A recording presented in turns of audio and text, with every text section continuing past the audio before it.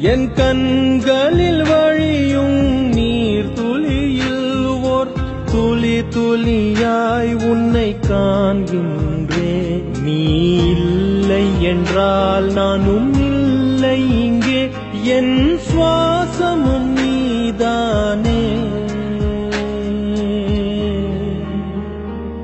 விழிமூடினாய் நீயும் வருகிறாய், விழித்திறக்கையில் ஏனோ மறைகிறாய். பிரிவினாய் நம்மை அறிகிறோம், அறிவதால் பின்பு இணைகிறோம்.